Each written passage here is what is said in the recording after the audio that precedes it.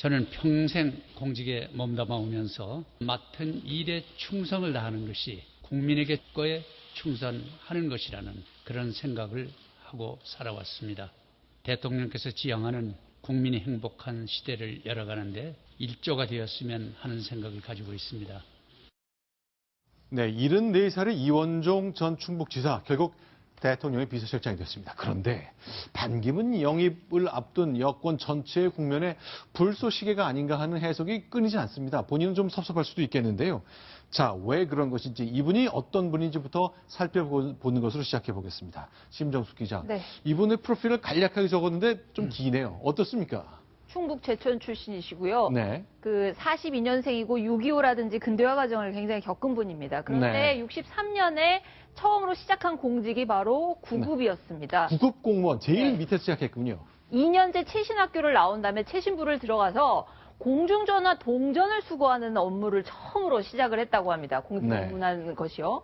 그다음에 66년에 행정고시에 드디어 합격을 해서 5급 공무원이 됐고요. 네. 그다음에 92년 노태우 정부 일대 네. 같은데요. 그다음에 네. 관선 충북도지사를 지내고 93년도엔 서울시장을 지냈는데 그 성수대교 붕괴 사고가 발생을 했죠. 그래서 그 사고의 책임을 지고 물러났고요. 그다음에 네, 저 장면 기억납니다. 네, 1994년 맞습니다. 22년 전인데요. 네. 당시에 굉장히 서울시장이었습니다. 생생하게, 네, 기억이 남는데요. 자, 그렇다면 그 당시 서울시장이었던 이원종 현재 대통령 비서실장 당시 기자들에게 당시 심경을 어떻게 밝혔을까요? 그 음성을 들어보겠습니다.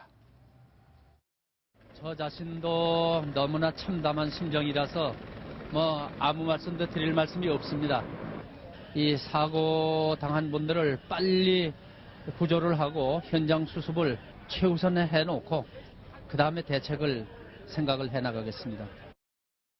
자, 어쨌건 그 이후에 정치인으로 변신해서 충북지사 2번 당선됐거든요. 자, 그런데 박성호 부국장. 네. 이병기 비서실장이 교체된 거잖아요. 지금 네. 시점의 교체 시점 그리고 교체 카드에 대한 평가를 좀 부탁드릴게요. 네.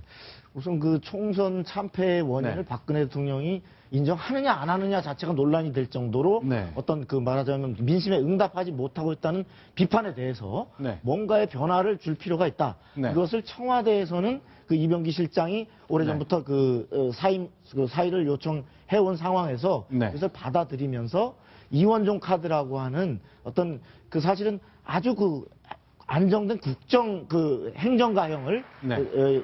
실장으로 내세워서 향후에도 국정의 큰 기조에는 박근혜 대통령의 정한 정책 방향에서 큰 변화 없이 안정적으로 임기말을 끌고 가겠다라고 하는 그 의도를 분명히 드러내면서 당에서는 혁신위원회를 통해서 어떤 그 변화의 모습을 당에는 자율성을 부여하는 이런 형태의 투트랙으로 가는 네. 이런 그림인 것 같습니다.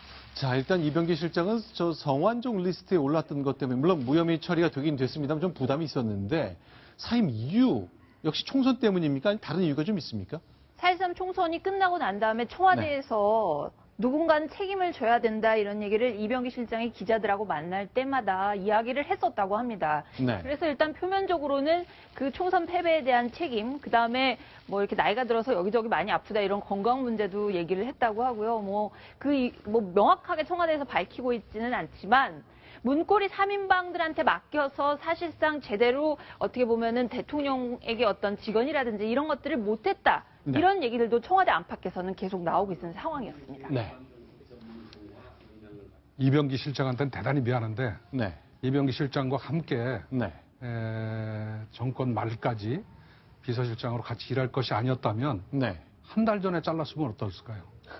네? 4.13 총선이 끝나고 4월 15일 날. 아, 총선 직후에요? 예, 직후에.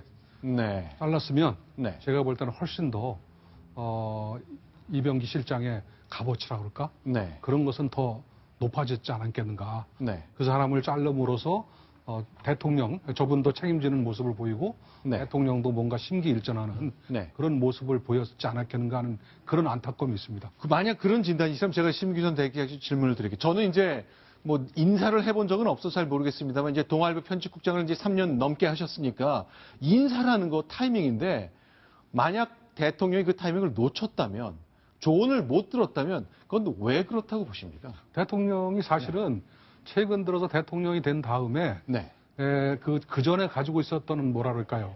결기? 네. 이런 것들이 작동이 안 되는 것을 많이 봅니다. 예를 들자면 네. 저는 이런 생각을 갖고 있었죠. 대통령이 옛날 비대위원장, 당의 비대위원장을 했을 때는 네. 쓸만한 카드가 적음에도 불구하고 네. 우리 국민들이 보는 것보다는 훨씬 더 많은 네. 높은 네. 급격한 그런 선택을 했어요. 예를 들어서 네. 간판을 떼어가지고 네. 황야로 나가는 천막당세로 나가는. 그건 그렇죠. 전혀 누구도 생각을 못했던 그런 거였거든요. 네. 근데 요즘은 거꾸로 엄청나게 많은 카드를 가지고 있으면서도 네. 그것을 만지작거리기만 할지 네. 실제로 쓰지 못하는 그런 면에서 굉장히 안타깝다.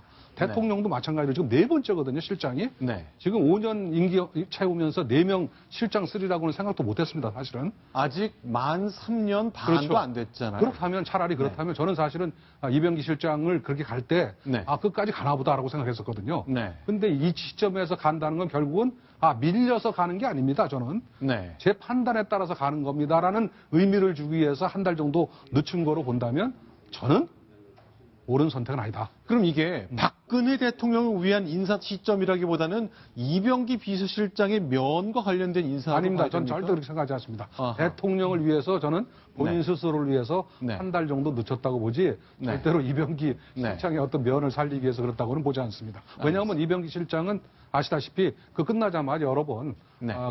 그만두고 싶다는 의사를 표시했다는 것이 네. 뭐 다 알려진 사실이기 때문에 그때 그걸 받아가지고 확 바꿔버렸다면 네. 오히려 대통령도 이병기 실장도 더 낫지 않았을까 하는 네. 생각을 갖습니다. 알겠습니다. 자, 그런데 이제 충북 제천 출신이거든요. 뭐 고향 따지는 건 뭐 썩 좋은 일이라고 안 할 수는 없습니다만 어쨌건 그런 생각이 드는 건 어쩔 수 없는 것 같은데 반기문 실장하고 고향이 너무 붙어 있어서 오랜 친분이 있을 것 같다는 생각이 자꾸 드네요. 그러니까 충북 제천이시고요. 네. 반기문 실장은 충북 음성이죠. 같은 예. 데 있고 또 청명회란 모임을 같이 하시는 걸로 알려졌습니다. 네. 청명회라는 게 이제 충청권 출신으로 전현직 국회의원들이나 네. 뭐 시장, 도지사 이런 분들이 회원으로 있는데 네. 반기문 총장도 국내 방문했을 때 다른 데는 네. 안 들려도 청명회 모임은 참석을 한다라고 알려져 있거든요. 바로 이 자리잖아요. 예, 2012년 8월 이렇게 네. 방문을 했었을 때 청명회 모임에 저기 뒤에 잘 안 보이지만 현판에 보면 청명회 회원 일동 축하드린다는 그런 글씨까지 붙어 있습니다. 이게 저 청명회라는 곳에서 홈페이지가 있어서 직접 자신들이 올리는 사진을 저희가 보여드리고 있는데요. 예. 그런데 오늘 논란이 된 사진이 한 장 있습니다. 자, 앞서 보셨지만 청명회로 반기문 총장 잘 아시지 않습니까? 했을 때 비서실장은 모른다 그랬거든요. 그냥 같은 고향 출신 정도이지 청명회랑 네. 모임이 있냐라고 반문을 오히려 할 정도였고 잘은 모르는 사이다라고 얘기를 했는데 그런데 이 사진은 좀 다른 얘기를 해주고 사진을 있죠. 보니까 다른 얘기가 나오는 거죠. 여기 보면요. 글씨가 좀 작습니다만 전 보이는데요. 추대패라고 되어 있는데 청명회에 고문이 됐던 겁니까? 네, 그렇습니다. 작년 11월에 네. 뭐 아주 오래된 것도 아니고요. 2015년 11월에 권태호 회장으로부터 청명회 고문으로 임명되는 패를 받는 장면입니다. 그런데 이제 어제 네. 청와대에서 이제 네. 인사차 춘추관을 들렸을 때 지금 나가고 있는 것처럼 화면에 나가고 있는 것처럼 네. 청명회란 모임이 있나 이렇게 기자들이 물었더니 처음 듣는다 이렇게 말씀을 하셔가지고 네. 오늘 사실 기자들이 확인하려고 했는데 이병기 실장 때는 통화가 잘 됐는데 통화가 잘 안 되고 있다고 합니다. 아직. 자, 그러니까 예. 저기 고위공직자들이 되면 실수라는 부분이 뭐냐면 네. 예를 들어서 자기 의사를 강조하기 위해서 네. 좀 세게 얘기하는 것이 결과적으로 거짓말이 되는 경우가 굉장히 많아요. 네. 저 경우도 대표적인 케이스고 저는 반기문 총장하고 별로 친하지 않습니다. 이 정도면 될 거를 네. 예? 그런 모임이 있나? 이래서 저기 문제가 되잖아요. 네. 이완구 총리도 옛날에 송환종 그 문제가 네. 있었을 때 네. 사실은 알기는 알지만 내가 무슨 개인적으로 무슨 청탁을 받거나 돈을 받는 사이는 아니다. 네. 라고 했으면 사실 어떻게 달라졌을지 몰라요. 근데 잘 모른다, 나는. 사실은 충청도에서 송환종 대표를 네. 의원을 모른다는 것은 어떻게 보면 정치인으로서는 굉장히 신뢰하기 어려운 그런 대답이었거든요. 네. 그때부터 조금 이완구 총리의 발언에 대한 어떤 신뢰성 이런 것들이 문제가 있었기 때문에 네. 정여구도 똑같이 네. 예를 들어 좀 뭐랄까 좀 자신의 그 생각을 강조하기 위해서 네. 오바를 함으로써 결국은 거짓말이 되는 그런 상황인 것 같습니다. 너무 생략하고 그렇죠. 압축하고 네, 강조하는 일이 처음 듣는다는 얘기는 명백하게 거짓말 아닙니까? 그렇죠. 자, 이런 점 때문에 오늘 하루 좀 시끌했습니다만 이제 비서실장으로서 좀 오랜만에 공직의 최일선에 돌아왔기 때문에 좀 역시 칼날을 좀 벼리게 될 것으로 아니, 그거는 또 기대해봅니다. 저 사실과 다른 게 네. 그 아시다시피 지금 저 행정의 달인이라고 부르지 않습니까? 네. 봉원 총리, 심대평 총리, 네. 저 심대평 네. 그분에 이어서 네. 제가 볼 때는 세 번째 행정의 달인이라고 불리는 분인데 네. 제가 볼 때는 너무 오버했다고 볼 수밖에 없습니다. 네. 자, 어쨌건 저희가 지도를 표시했습니다만 충남 공주, 대전, 제천 그러니까 음성이 생각난다는 분들이 많잖아요. 그러니까 지금 이 네. 이현종 실장이 저렇게 극구 청명회라는 모임을 부인하는 이유가 네. 그 반기문 대망론, 네. 반기문 사무총장을 향후 차기 그 대권 주자로 띄우려고 한다, 여권이. 네. 그 일환으로 본인의 인선이 해석될 수 있는 소지가 있기 때문에 네. 사실은 무리할 정도로 아까 청명회와의 관계를 부인하고 있는 건데 지금 네. 줄줄이 안 그래도 또 같은 시점에 지금 이렇게 충청권 인사들이 당정의 주요 포스트에 대거 그 진출하는 이런 것이 어떤 정치적인 시나리오와 관계된 거 아니냐. 네. 이런 것을 상당히 의식한 이런 그 부인 같습니다. 자, 충청북도 출신, 제천 출신의 대통령 비서실장을 영입하면 충청북도 분들이 여권에 대한 좀 큰 우호를 갖게 되는지 모르겠습니다. 과연 충청북도의 민심이 어떨지는 좀 앞으로 슬슬 확인할 기회가 있겠죠. 어쨌건 제천 출신 비서실장 임명에 음성 출신 유엔 사무총장을 떠올리는 분들이 많았다는 것 확인해 봤습니다.